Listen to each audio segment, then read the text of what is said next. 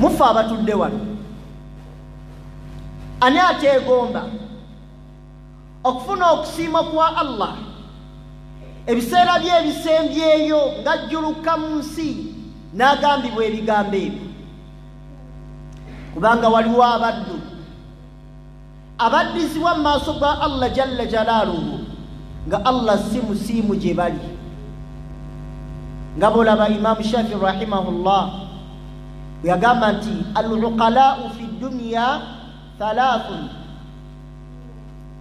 mu nsi muno abagezi ba miteeko esatu naye mulimu omugezi omu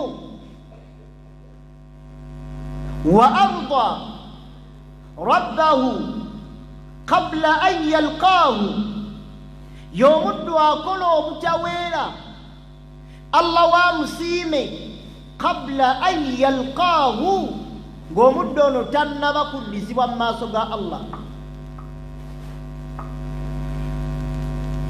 tulaba sahaba ridwanullahi alayhim ajma'in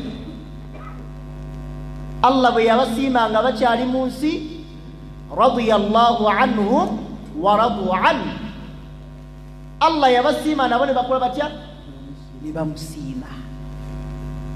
Olwaleero omuddu yenyumiriza mu kitonde kinne kuba kyamusiimye kabaka yasiimye nampa obwaki obwami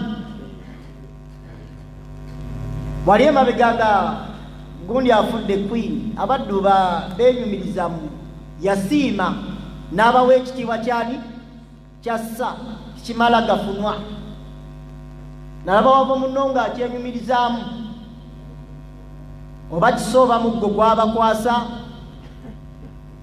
ng'era oli akiwanika nti kino queen yakimpa ne wano Allah subhanahu wa ta'ala akusiima ya ayyatuha an-nafsu al-mutma'inna irji'i ila rabbiki radiyatan mardiyya. Allah akusiimye olusiima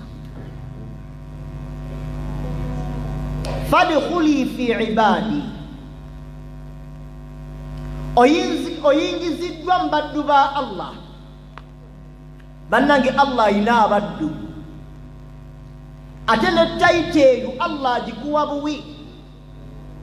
Ekyo kitiibwa Allah kyakuwa ng'omaze kikolerera tuli baddu be kituufu naye ate ekitiibwa ekyo tuteekeddwa okikolerera Allah kituwe. Kyovula bwe yali ayogera ku mbaka Muhammadun sallallahu alayhi wa sallam mu Qur'an yagamba nti subhana alladhi asra bi'abdihi layla min al-masjid al-harami ila al-masjid al-aqsa. Suratul Kahf nagamba nti alhamdulillahi alladhi anzala ala 'abdihi al-kitaba wa lam yaj'al lahu 'iwajan. Kati Allah kuyingiza mbaddu be kyabbeeyi lwaki abaddu ba Allah fala khawfun alayhim wala hum yahzanun. Fala khawfun alayhim tebalina kutiisibwa ate tebalina kunakuwazibwa konna. Lwaki? Kubanga abaddu ba Allah mu nsi muno waliwo abalina ebitiibwa nga bo tebakwatwako ng'asobola okukugamba nti wano vaawo ngenda tutwalawo nga bw'ogezaako n'ogamba ebiddirira si birungi.